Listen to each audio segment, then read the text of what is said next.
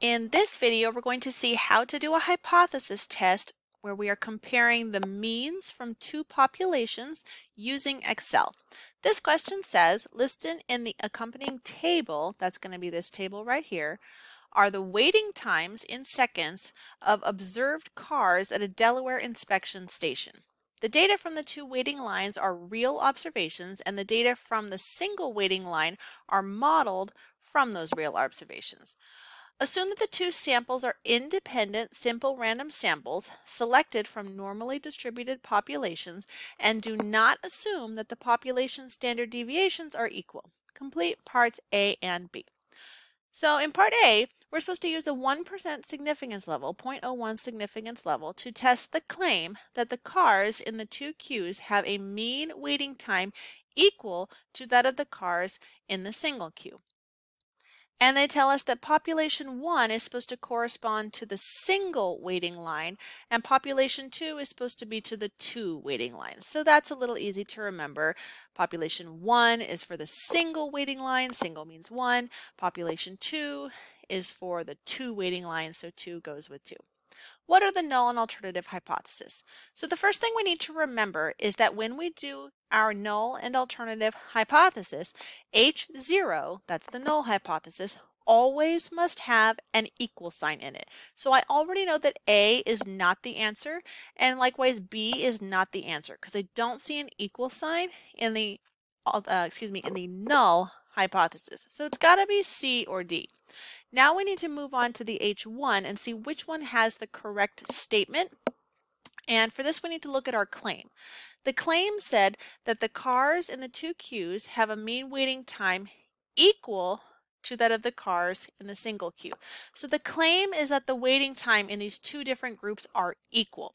So that means the claim is going to be in that statement in the null hypothesis in this case. So the alternative to being equal to something is to not be equal to that thing. So D is going to be the answer. The claim is that mu1, the mean from the first group, is equal to the mean from the second group. Again, that's the claim in this case. And the alternative is that they're not equal. Now we need to find the test statistic. So we can do this by using Excel to help us. So we're going to have to build out this function in Excel, but it's not as bad as it looks. First, we just need to find these different elements that we need to use to build up this function. We need x1 bar and x2 bar. That just means the means from the two groups. We need s1 squared and s2 squared. That just means the standard deviation squared from each group, or the variance squared from each group. And we need n1 and n2, so that just means the sample sizes from each group. So to get all of that, let's go ahead and open up the data here, and we can open it in Excel by clicking on the little blue box right here and saying open in Excel. Okay, so here's the data that we just opened from the problem. So we need to find the mean, the standard deviation, and the sample size for each group. So let's do that one at a time. Let's start with the one line group. So first we need to find x bar of the first group, so x bar 1. To do that, remember x bar just means the mean or the average of the group. So to find that, we can go to formulas at the top, more functions, statistical, and remember average was the name of the function or the formula in Excel that would find the mean. So if we click on that, this box is going to open. We're just going to go over and highlight the numbers in the one line group and click OK. So this is the mean for that first group. Next, we need the standard deviation squared. Let's just find the standard deviation. I'll call it standard deviation 1, meaning it's from the first group. So we're going to go to, again, formulas, more functions, statistical, and go all the way down to stdev.s. That means standard deviation from a sample. So we click on that. And again, we're just going to go highlight the values, not the title at the top of the line, just the numbers in the sample, and click OK. So now we have the standard deviation of the first group. And finally, we need n, which is the size, the sample size of the first group. For that, we can just count when we have a small sample, but if we don't want to count, or if we have a big sample where it's hard to count, we can go formulas, more functions, statistical, count. And same thing, we're just going to go highlight all the numbers in the first group and hit OK. Okay, so for the first group, the one-line group, the average, the mean was 423, the standard deviation was 244, and the size of the sample is 28. Now we can do the same thing for the two-line group. We need x bar 2, standard deviation 2, and size 2. I should have said this is size 1 right here. So we're going to do the exact same thing, but now using the data from the second group. So really quick, formulas, more functions, statistical average, highlight the numbers in the second group. This one is formulas, more functions, statistical standard deviation, and highlight the numbers in the second group. And the last one is formulas, more functions, statistical count, and highlight the numbers in the second group. So you can see how quickly this is once you know what you're doing. You can find these numbers pretty quick. Okay, now that we have all these numbers, let's find our test statistic. That's going to be built using this formula right here. It's a t value that we're looking for. So the first thing we need is x1 bar minus x2 bar up in the numerator. So we're going to start with an equal sign to create a formula, start a set of parentheses. So x1 bar is here, and then we do minus, subtract, x2 bar, which is right here. As always, when we have the numbers, we can just click on the cell where the number is. Excel will bring the cell value down here into the formula, and it knows to go look into that cell to pull in the number in that cell when it's making the computation. Close the parentheses.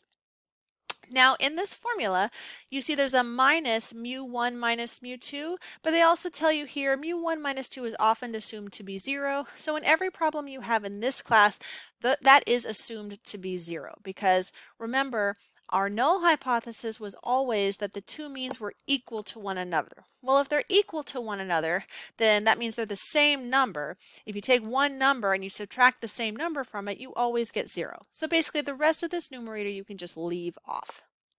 Now we're going to divide that by the square root of all this stuff. So a square root, we do SQRT and open a set of parentheses. So first we need S1 squared. So S1, standard deviation 1, was this guy. For a square, we do shift and the 6 key to get that little caret and type a 2 for the square. And we're going to divide that by N1, which was the size of the first sample. Then we're going to add to that S2 squared. S2 was right here. Again, to square it, we do shift 6 to get that little caret squared, and divide that by N2, which was the size of the second sample, right here. Close the parentheses and hit enter. So there's our test statistic. So now let's go ahead and look at what we wanted here. So for the test statistic, they told us to round to 2 decimal places.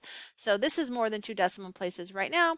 We can either round it ourselves, or we can go to the Home tab and click on these buttons right here to either increase or decrease the number of decimal places. We want to decrease this down to 2. So 0.16 will be the test statistic here.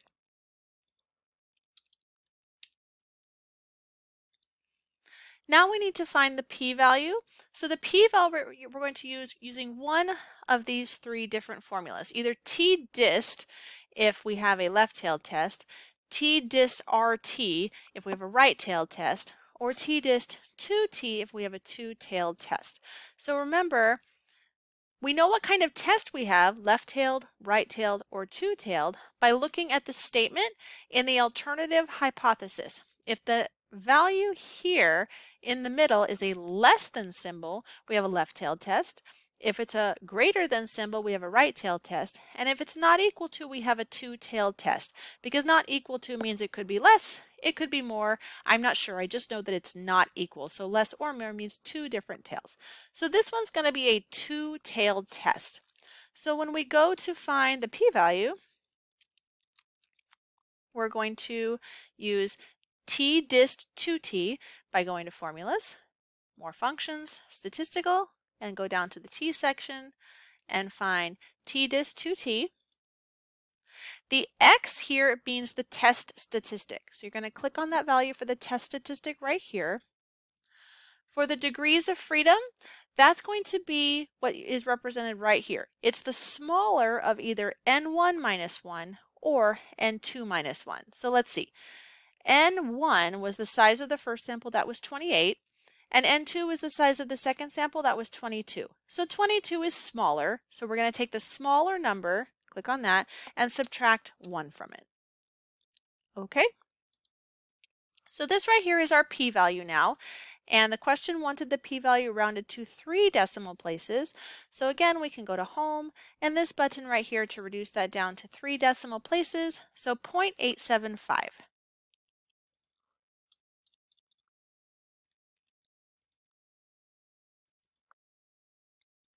So now we need to make a conclusion about our claim based on the information we just generated. The way we do this is we're going to take the p-value and we're going to compare it to the significance level. So the p-value here was 0.875. If we look up at the top, I don't see anywhere where they gave us a significance level. Oh, here it is. Use a 0.01 significance level. If for some reason they did not give you a significance level, you can assume it's 0.05, but here they did give it to us at 0.01. So the p-value, 0.875, is a lot bigger than the significance level, 0.01. The rule is if the p-value is less than the significance level, you will reject H0. If the p-value is more than the significance level, you will fail to reject H0. So here the p-value is definitely more, so we should fail to reject H0 because the p-value is greater than the significance level. Okay, so now let's go back up to see what our claim was in the first place. Remember, the claim was that the single waiting time and the longer waiting time had waiting times equal. So that means this statement right here in the null hypothesis, that was the claim in this example. And we just decided to fail to reject that statement. We did not reject it. We had no evidence to reject it. So that basically means that we have no reason to think this isn't true. We have nothing to say that this isn't true. So what we would say is there is not sufficient evidence to warrant rejection of the claim that the cars in the 2 queues have a mean waiting time equal to that of the cars in the single queue. We do not have evidence to reject it. Now we need to find a confidence interval for the same information. A confidence interval is going to be computed this way. First, we're going to find the difference between x1 bar and x2 bar. Then we're going to find the margin of error using this formula, and then we're going to take that margin of error for the lower limit of the confidence interval. We're going to subtract that from x1 bar minus x2 bar. And for the upper limit, we're going to add the margin of error to x1 bar minus x2 bar. So let's go ahead and build these pieces together. So first, we're going to need x1 bar, maybe I should do bar, minus x2 bar. So to do this, we already have the x1 bar and the x2 bar, so we can start an equal sign and just say x1 bar minus x2 bar. Now we need the margin of error. There's a few pieces in the margin of error. There's T alpha over 2, which we don't have. There's the S1 and the S2, which we do have, and the N1 and the N2, which we do have. So all we need to get to calculate this margin of error is the T alpha over 2. So to find the alpha over 2, first I need to know what the alpha is. So the alpha, remember, that's always equal to 1 minus the confidence level. If we go back to the question, we can see they did not actually give us a confidence level for this confidence interval. So we need to use the information we had above from the hypothesis test to get an equivalent one. So here's the way you do that. It's going to come from the significance level. If you had a two-tailed test, such as what we have here, then the alpha is going to be exactly equal to that significance level. So here we had a two-tailed test, so we already know that the alpha is 0.01. If we had a one-tailed test, then what we would have to do is take the alpha and multiply it by 2, because we're basically trying to take a one-tailed test and convert it to a confidence interval, which always has 2 tails. So it's almost like we're going to mirror that alpha that was in one tail over to the other tail as well. So again, the rule is if you have a 2-tailed hypothesis test and you're now trying to do a corresponding confidence interval, the alpha for the confidence interval is the same as the significance level for the hypothesis test.